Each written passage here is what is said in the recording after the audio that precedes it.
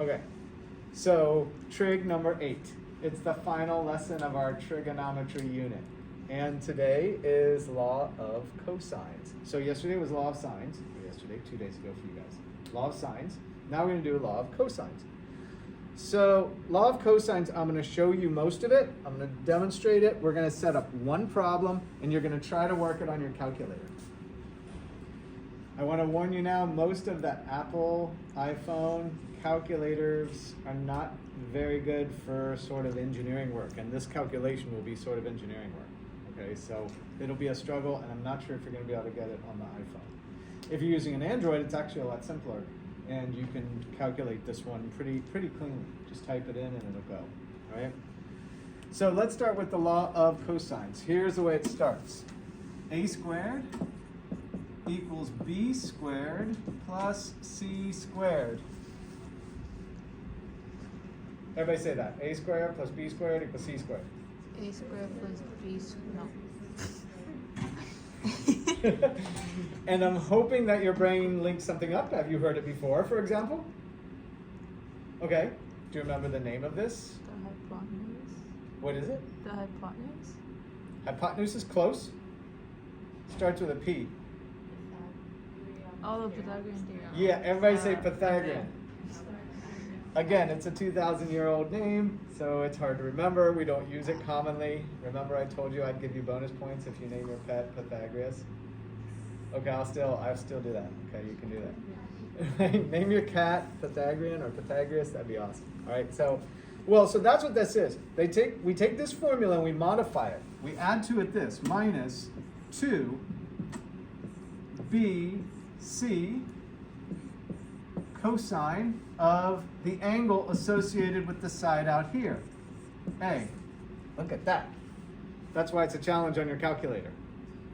All right, now we need the graphic to understand where all these components come from. So let's start with a triangle like this. Let's label it like your notes so you can go back and reference them if you need to. Do you remember the other day where we were labeling the opposite sides in association with the angle label? So if this is angle A, what's the name of this side over here? If this is angle A, what's the name of this side? A. Good. Very good guess and very good. And do you see the opposite? Remember the opposite thing? It was across from, it's not touching these right, it's over there. So what would this side be labeled? B. Right? Do you see the pattern? And what would this side be labeled? C. Nice. And so think of it as this is angle C, right? And it's opening up. That affects the length of that side, right? The larger that angle gets, the longer that side has to be for it all to connect up still in a triangle. Make sense why they're opposite, why we label those, and why they're associated? Okay. So with that said, we're going to go straight to a problem. And what the law of cosine... Oh, let's go back to this. First of all, with sine, cosine, and tangent, we were dealing with what type of triangle every time? A right triangle. A right triangle. And now with the law of sines and also with the law of cosines, it's a non-right triangle. So I told you all along we're only dealing with right triangles, but that's what we teachers do. We tell you it's this way, and then we're like, oh, that's all changed now, right? You've heard your teachers do that probably. Like, oh, now there's more information. It's now changed. Okay, so now we're dealing with a non-right. So what the law of cosine says is, given a non-right triangle, two side lengths and the included angle, we can calculate the length of the third side. Did you get all that? Yeah, it's a non-right triangle, so that's what we're starting. I'm given two side lengths and the included angle. What does included mean? It means that here's one side, there's the other. It's the angle between those two sides. It's not this angle over here. That would not be included in these two sides. But these two sides are here and here, so it's the included angle is this one. So given two side lengths and the included angle, we can now calculate the length of that third side over there, right? Pretty practical in terms of calculating triangles. It doesn't even have to be a right triangle now. So imagine navigation, or engineering, or site layout, or anything like that, right? This calculation becomes very practical. You're not going to have to do it, Your device is going to do it for you, whatever device you're using. But it's nice that you know, remember, as the engineer or the scientist or anything, you need to know what's happening inside the black box, right? Whatever calculator or tool you're using, you've got to be in charge of what's happening and know what's going on. So here we go. Let's start with it. Let's do a squared equals b squared plus c squared. Okay? And let's go ahead and say minus 2bc cosine of a. So let's go ahead and start to fill these in, right? We've got the angle labels, A, B, and C.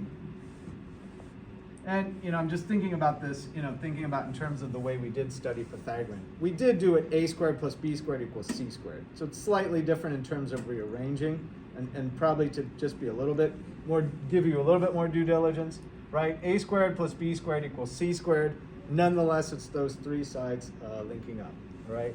And that type of basis of where it's coming from. Okay, anyway, that was bothering me right there the way I said it. So let's go ahead and fill this in.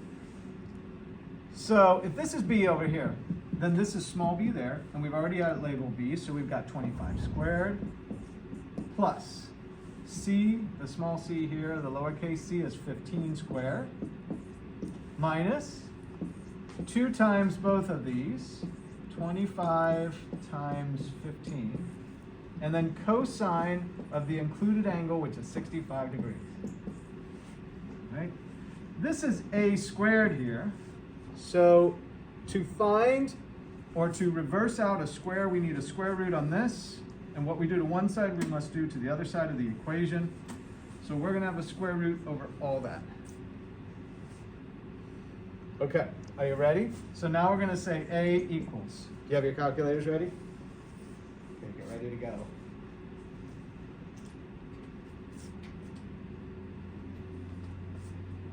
So I would prefer to enter this entire computation straight into my calculator. And this is where, is anybody doing it on their computer? Aren't you doing it on your computer? This is where you're going to have a real advantage. And or if you have an Android.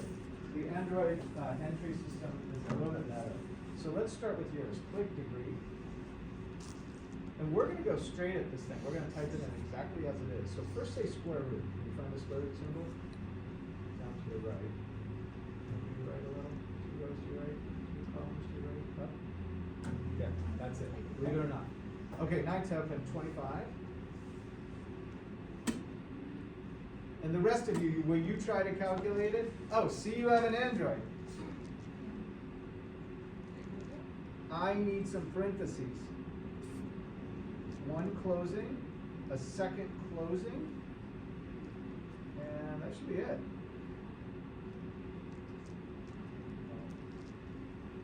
That's not it though. Wait. Don't do anything. This looks really good though. So 65 cosine. Is it in degree mode? I think it's in degree mode. Okay.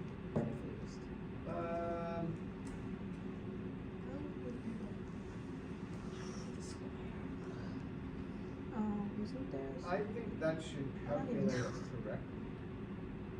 Minus 2 BC cosine 65. I'm not sure why that's not generating it. That's exactly what we're going to do. So that's good. Keep typing. Actually, I'd like another. Can you put another parentheses there? And maybe that's it. We have a parentheses right after the.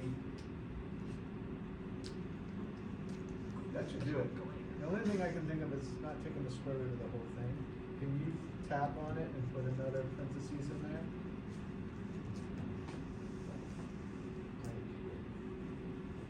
Good.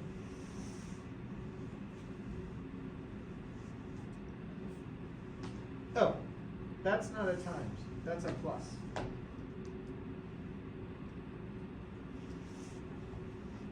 .09. Keep typing. All right, somebody's got it. So this is it. We're going to do a few things here for you iPhone users. 23.09. When you get up into your higher math classes, you're going to need a different calculator. You could probably download an app, right? So 25 squared. plus right between those. Okay, Click on it. No, don't erase it. You can't click it? Okay. Plus. How do you do this on iPhone calculator? Missed it. What's that even do? 71. No. Look, it can't. That's like the biggest number I can possibly think. I can't put any more like. Okay. Plus. Times. Another like 15. bunch of numbers equals. Times. What are you Cosine. doing? And 65 degrees.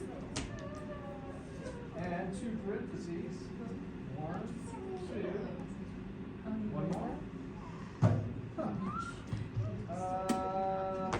So I can't. Can you go there and put in something, or do you have to delete the whole thing? Okay, so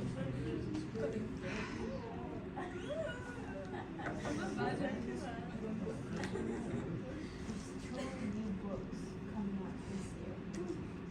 And then there's another two that follows. wow. So not very good tools we have right now. At least on the Android phone, it was able to. So retype it and put two parentheses up there. I'm sorry, it's not more user friendly. All right, ready for your iPhone? Somebody, what's 25 squared? A lot. Okay. 625. Okay, 625, nice. Okay, what's 15 squared? 225. All right, 225. What's, now, do 2 times 25 is 50, I can do that. And then 50 times 15, what's that? 50 times 15. 750. 750. Just think these are high. And we've got cosine 65. So we're getting a little bit simpler here. And let's simplify even more. What's 625 and 225? That's got to be 850. So 850 minus 750 cosine 65. Let's keep our square root going over all of it. Okay, here's what you're going to type on your iPhone. We're going to trick the iPhone a little bit. You need to start backward for your iPhone. So do 65 cosine. 65 cosine. Okay, times 750. Okay, this is going to sound weird, but I'll explain in a second. Minus 850.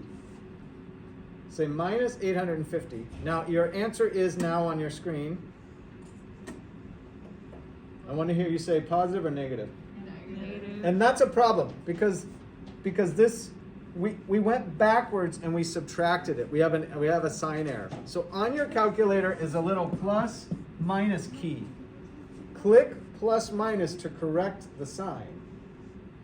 Find the plus minus sign, click it, and it will now make it positive, which is good because we can't take a square root of a negative number, right? So this creates a problem. And it's because we're going backwards that we created it.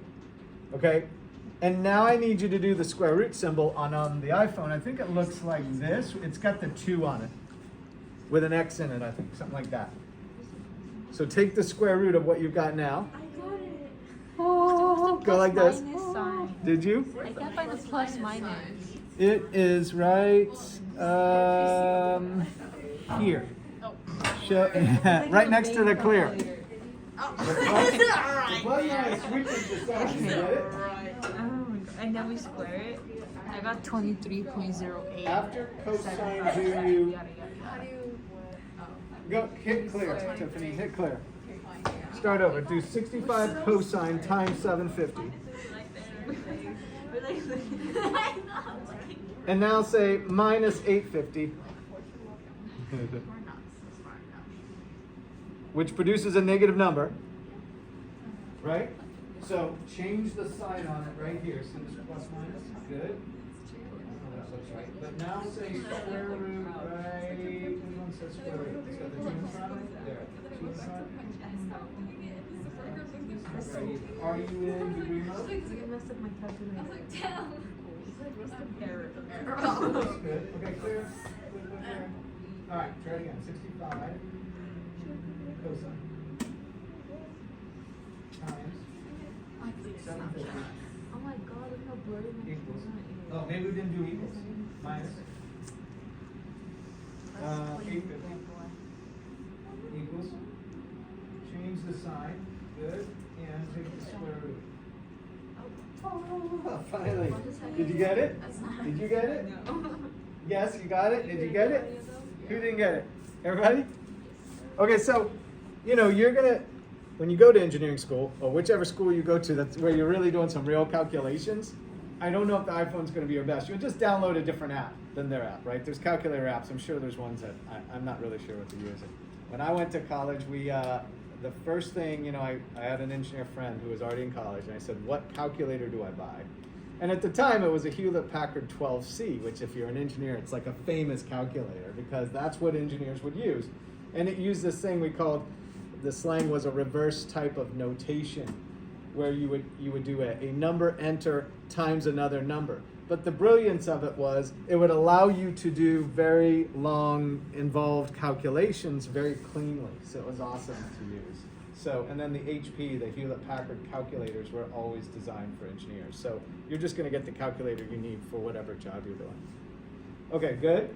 So what did we calculate? This length of this side over here is 23.09 long, units long. We don't have any units assigned. Whatever type of units we were using, it would be that many units long, and that's what we've calculated. All right? So the law of cosines.